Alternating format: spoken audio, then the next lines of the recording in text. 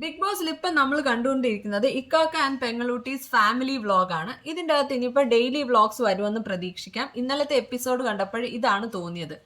മൂന്ന് സ്ത്രീകളും സാരി ഉടുത്ത് വന്നപ്പോഴത്തേനും അനീഷിന് തന്നെ ഒരു കൺഫ്യൂഷനായി, ഇനി ആരെ നോക്കണം എന്ന്. സ്ഥിരം വിരക്തിഭാവം കാണിക്കുന്ന പുള്ളി ഒരു ശൃംഗാരഭാവം പിടിക്കാനൊക്കെ നോക്കുന്നുണ്ട്. പുള്ളി ബുദ്ധിപൂർവ്വം അനുമോളെയാണ് ക്രഷ് എന്ന് പറഞ്ഞത്. വേറെ ഏതെങ്കിലും ഒരു സ്ത്രീയെ ക്രഷ് ആണെന്ന് പറഞ്ഞിരുന്നെങ്കിൽ അനുമോള് അനീഷിനെ കൂടെ മൊണ്ണയാക്കിയേനെ. ഇന്നലെ ഞാൻ കുറച്ചു നേരം ഒന്ന് ലൈവ് വെച്ചപ്പോഴത്തേനും എല്ലാവരും കിച്ചണിൽ നിന്ന് സംസാരിക്കുകയാണ്. ഇത് കണ്ടപ്പോഴത്തേനും ഒരു വീട്ടിലെ അംഗങ്ങളൊക്കെ ഓണസദ്യ ഒരുക്കാനുള്ള പ്രിപ്പറേഷനിലാണെന്നാണ് എനിക്ക് തോന്നിയത്. അത്ര ബോറായിരുന്നു.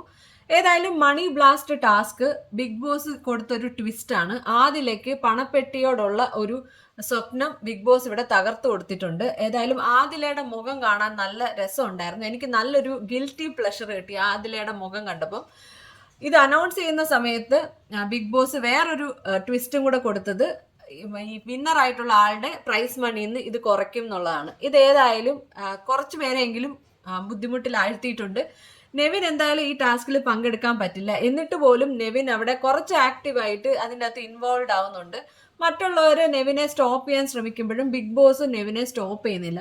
അപ്പൊ തന്നെ നമുക്ക് മനസ്സിലാവും, ബിഗ് ബോസിനും മനസ്സിലായി നെവിൻ കൂടെ മിണ്ടാതിരുന്നാൽ വളരെ ബോറായിട്ടായിരിക്കും അടുത്ത 2 ആഴ്ച പോകാൻ പോകുന്നതെന്ന്. അതുകൊണ്ട് തന്നെ നെവിന് കുറച്ചൊക്കെ പാർട്ടിസിപ്പേറ്റ് ചെയ്യാനുള്ള അവസരം കിട്ടി. നെവിൻ ആ പണം എടുത്തു വെക്കാൻ പറ്റില്ലെന്നേ ഉള്ളൂ. പക്ഷെ നെവിൻ അവിടെയും കണ്ടന്റ് കൊടുക്കാൻ ശ്രമിക്കുന്നുണ്ട്. നെവിൻ ആണ് കുറച്ചെങ്കിലും ആക്റ്റീവായിട്ട് ഇപ്പൊ അവിടെ നിൽക്കുന്നത്. കുറച്ച് എന്റർടൈനിങ് ആയിട്ടുള്ള ആകെ ഒരു കണ്ടസ്റ്റന്റ് ആണ്. ഇനി അയാളും കൂടെ സൈഡ് ലൈൻ ആയാൽ, അല്ലെങ്കിൽ അയാൾ എവിക്റ്റ് ആയി പോവുകയാണെങ്കിൽ ഒരു സോംബി ഹൗസ് എന്ന് ഇനി ബിഗ് ബോസിനെ വിളിക്കാൻ പറ്റുള്ളൂ. ഇവിടെ അക്ബറും നെവിനും തമ്മിലുള്ള കോൺവെർസേഷൻ ശ്രദ്ധിക്കേണ്ടതാണ്.